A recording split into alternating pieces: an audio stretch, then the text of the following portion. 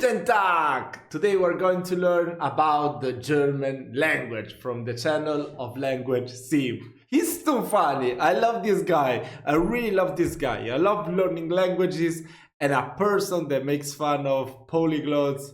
It was really needed. Come on, let me tell you. I mean, it's cool to watch, at least the most notable polyglots helping you out learning languages, but some of them are just too, I don't know, kind of can't stand anymore those ones that speak two words of the language and just to get like a reaction from people like, oh, so annoying after a while. It's fun at the beginning, but then after a while, it's kind of boring. So yeah, whatever. Let's check out this video and have a laugh together. Newsflash, beta males! Every language sounds harsh when you scream in it. Sali und herzlich willkommen auf meinem Kanal. Alles cool in Istanbul? Hutsch Schweizmeer. Ibe de Deutsche Sprüch, otherwise formerly known as Wiener Schnitzel language, West Polish, Tomboy Dutch, ENW language, Quarter in the Shopping Cart language, or Austrian. This is the sixth episode of Language Review, a series where I go through the languages of the world and review them, sort of like a film critic or a video game reviewer, but for languages, specifically from the perspective of a language learner. I'll discuss who speaks them, their grammar, their difficulty, and tons of other stuff before finally... discuss who speaks NPCs, them, their grammar is stupid rules, difficulty, and tons of other stuff before finally giving them an official Language Simp certified rating on the Simp scale. The Simp scale is dog water. If you enjoy this video, let me know in the comments which language you'd like me to review next, and without further ado, alle hope. Oh, I know German. It's that silly-sounding language that cowboys speak in Texas. Yeah, around 6,000 people do speak it with a beautiful American accent in Texas, but more people speak taco language there. German is the 12th most spoken language in the world, and it's the most common native language of our biggest rival. 12? Only 12? Wow, that's crazy. I mean, I guess it's because of Asia. Asia have countries with so many native speakers. Just think about India, Bangladesh, and yeah, I don't know which other countries. Yeah, maybe even Vietnam. Vietnam has 100 million. Maybe Thailand. I don't know. The EU, where over 134 million NPCs speak it, mainly in Liechtenstein, Luxembourg, Belgium, Germany, Switzerland, Austria, and of course, Mallorca. But no one learns Mallorca! What do you mean Mallorca? German for any of these what are you talking about? For real? Countries including Germany. Most people study German as a stepping stone to learn Yiddish, which is basically the same language as German, but it's written backwards with funky letters and bonus vocab from Hebrew. The sad truth is that learning German itself just doesn't really unlock that much DLC for the average language learner. If you're lucky enough to be able to read, you will unlock content there. Come on. Who's learning German just to read the Communist Manifest of Marx? Come on! But the thing is, most Germans already speak great American, especially in the big cities you'll likely visit. I mean, sure, if you go look for some farm outside of a random town like Tits or Mount Wonk, you're bound to run into some old geezer who doesn't know the difference between through, throughout, thorough, and tough. But even he probably speaks the language better than most British people. So if your primary goal is to shock natives in Germany, you should learn Turkish. But German is still worth learning. Whether you want to dress up and go to Oktoberfest with the girlies, listen to some mountain yodeling, drive 500 miles an hour on the Autobahn, or kick back and relax while watching 10 hours of Was ist dein Lieblingsfach, Lieblingsfach, Lieblingsfach. German has a lot to offer. And the best part is that the language is very unified. Everyone speaks with the same accent and dialect in every part of the German-speaking world. That is not true at all, right? When I was first learning German, I've listened to some Austrian German. It sounds so different. I think even Pimsleur has a different class of Swiss German, if I'm not mistaken. I mean, I'm sure this Swiss Italian sounds exactly like real Italian. Sounds exactly like it. Even the French one in Switzerland, but the German speaking should be very different, if I'm not mistaken. I mean, he's always doing sarcasm, I know, so... That's why I'm asking you guys, is this telling the truth or not? But I don't think so. World. Said no one ever. Trying to learn about all the different accents and dialects in German was the hardest thing I've ever had to do. Why Turkish? Harder than Dutch. every engineering class I took, and even harder than when I gave birth. They've got so many different ways to classify all of the dialects that I almost died trying to make sense of all of these maps. But in general, Swiss German sounds like someone is hiccuping while riding a donkey, and they say merci instead of danke for some reason. Austrian German sounds like how someone from Alabama would speak German. They also have the most manly, giga-chad, hillbilly-sounding dialect in the region where the former governor of California is from. Then Germany, oh god, there's so many, and it's hard to wrap your head around without immersing yourself in German culture. Before I go down that rabbit hole, if you want to learn German or any other languages, the best way to do so is through full immersion, which can be made very convenient online with the sponsor of today's video, NordVPN. With NordVPN, you can connect to Gonna skip, but check it out.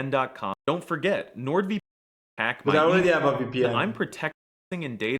NordVPN, go get that deal. Oh, okay, dialects in Germany.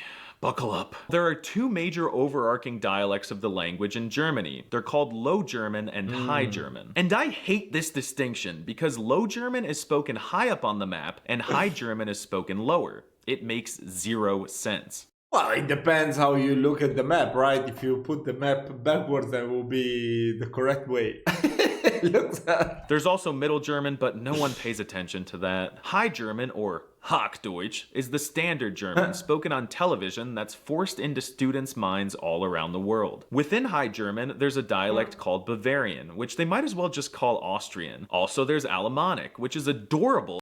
Bro, that's such a cool flag. I love these colors. And spoken by kind hillbillies who make their words sound adorable. One subdialect of Alemannic is called Baddish, and it is by far the greatest and most beautiful dialect of any language in the world. Middle German is quite forgettable, except for Saxon, which sounds like how cartoon characters speak, and it's spoken in this region that's basically the Florida of Germany. Low German is spoken by fishermen, and it's basically a completely different language. But unfortunately, all of these dialects are slowly dying due to TikTok standardizing the accents of the German youth. Now let's talk about the alphabet. The German language uses a stolen version of the American alphabet, which in this case is fine. We stole the hamburger from them, so now we're even. But a few hundred years ago, the Germans added a new letter as DLC into the language, and I must admit, it's awesome. It's called the Eszett, and it makes a sharp S sound, but it looks like an uppercase B that's open for business. After a minute, I see the letter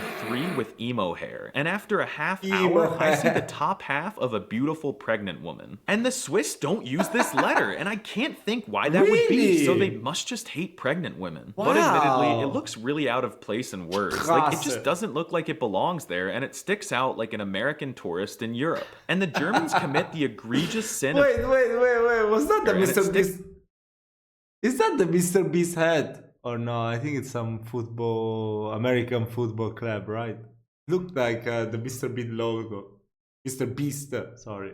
Out like an American tourist in Europe. And the Germans commit the egregious sin of tainting our wonderful vowels by adding nostrils on top of a few of them. They're called umlauts, and they can be used to change the sound of the vowel or distinguish between two otherwise identical words. Like this means humid, while this means gay. And this also means gay, like the letter is pronounced gay. For some reason, they pronounce the W's with a V sound, like in the word Welt, and they pronounce the V's with an F sound, like in the word Vermögenszuordnungszustandigkeitsübertragungsverordnung. God, that word is so beefy like my massive biceps. German words can get really big and long, the way they use black magic to combine tons of nouns into one word. But these compound words are very logical, and they can be best demonstrated with the names of animals. This is a little sea pig. This is an stink animal. This is a lazy animal. This is a goldfish.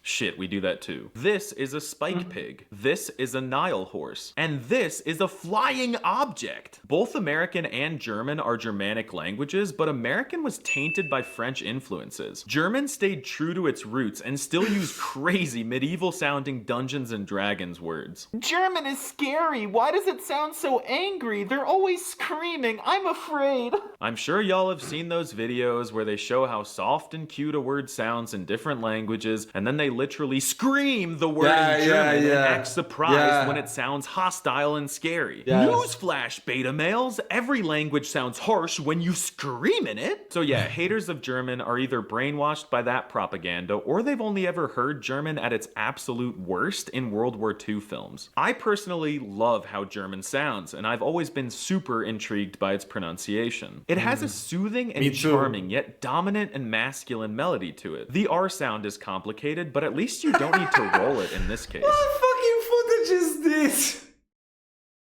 How are you showing not to roll an R and show a little kid with a huge arm that looks like an alien doing a how do you call it? A flip. There's just one noise that's notoriously hard for foreigners to make, and it's the CH sound, like in the word ich, meaning like ich.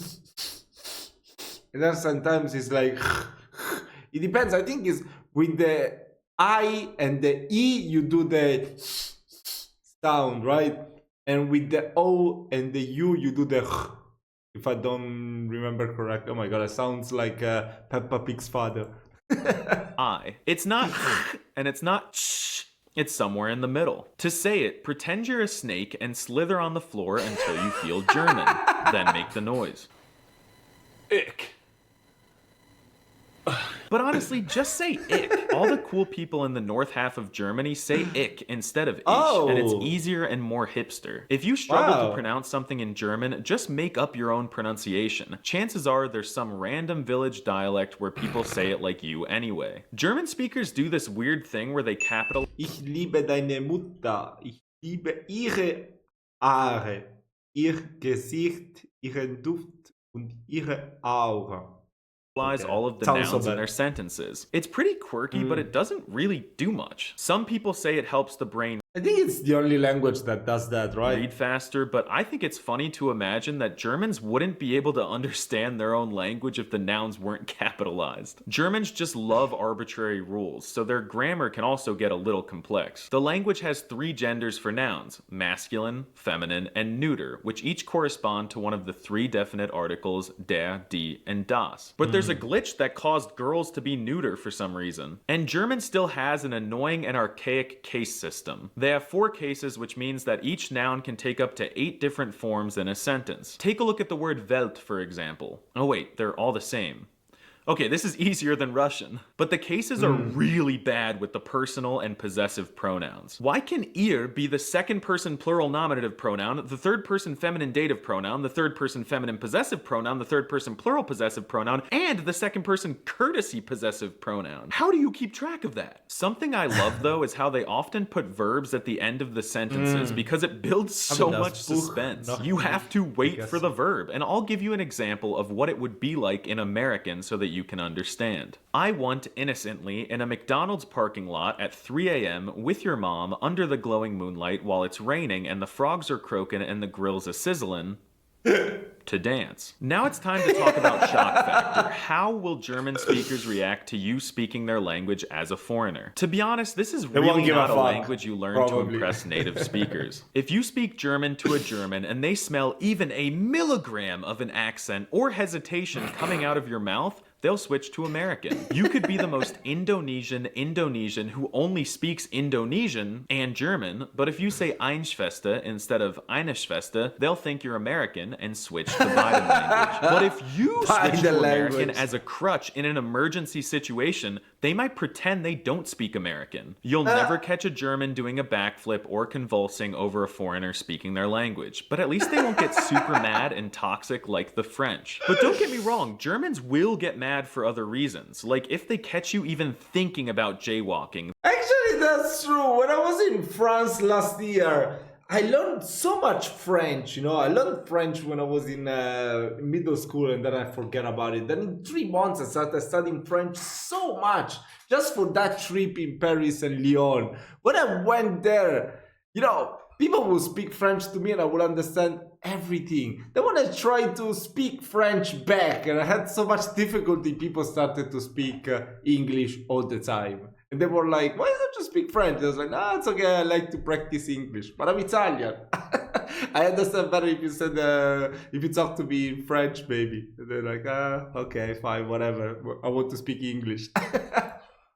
They'll call the GSG-9 federal police, and those dudes will deport you faster than you can say Apfel. Nah, but for real, Apfel. Germans are really nice people, and they'll appreciate the effort you're making to learn their lingo, and they'll be quick to help you. But if you want to linguistically shock someone in Germany, learn Turkish. Türkçe öğreniyorum. As always, there's so much more I could say about BMW language, but you're probably sick of me, so it's time to give German an official language simp certified rating on the simp scale. On a scale of dogwater to gigachad, I place German solidly in the alpha tier. I genuinely love the way it sounds, and it's relatively easy for a native American speaker. But the little to no shock factor kinda brings it down a little for me. I just like shocking natives and filming them without their permission way too much. At least trying to speak German in Germany isn't as useless as trying to speak Dutch in the Netherlands. Let me know which language I should review next in the comments. So which one is the language that will make you have the native speakers of that country do backflips? I wonder which language might that be. Wow, that's crazy. Probably Chinese, since all these fucking videos of polyglot going around and talking to people are doing it in Chinese, you know. But it's true, I've been learning Chinese for quite some time, and whenever I speak it to people, they're always like, oh, how did you learn? How can you know? How can you know? I mean, I took a fucking book and I studied. That's how I know. whatever. I like learning languages actually, not really to talk to people, because most of the time I learn languages I don't even talk to other people. Most of the times, I mean, I'm a weird person. I'm a real introvert, so I don't really like to start that many conversations, except for myself, you know. Front of the camera talking, you know, you listening to me so I can reply or whatever. But do it in person, not such a fan of that. So I like mostly to, I really like a lot history. That's something that I really like. And I really like to learn languages so I can listen to the podcast when they talk about history, you know, different stuff that I like about history, and you hear the perspective of people from that country telling it in their language. That's something so cool, and bro, that totally blew my mind, because I could already speak English and Spanish back in the days. I know these languages for like over 10 years, yeah, even more. So I could listen to the podcast and hear the different opinion they have about historical events. But then when I started to learn Portuguese, then learn French, you can listen really how different the narrative actually is for them, their different perspective on certain historical facts. And that's something that, wow, I mean, to me, it's something absolutely amazing, because you tend to think like you hear everything in your language, so you think that that's the way that everyone approach certain events, you know. Instead, it's not like that at all. Each country, each population speaking a different language, have a different background, different culture, so it might be totally different. It's something really cool to me. Come on, so it's pretty cool. I don't know, maybe I'm a weird person. Anyway, guys, hope you did enjoy this reaction video. Tonight I'm gonna be studying German. Come on. This video convinced me to get back to it. I mean, I didn't stop, but learning not every day. I need to study more. See you soon. Tschüss.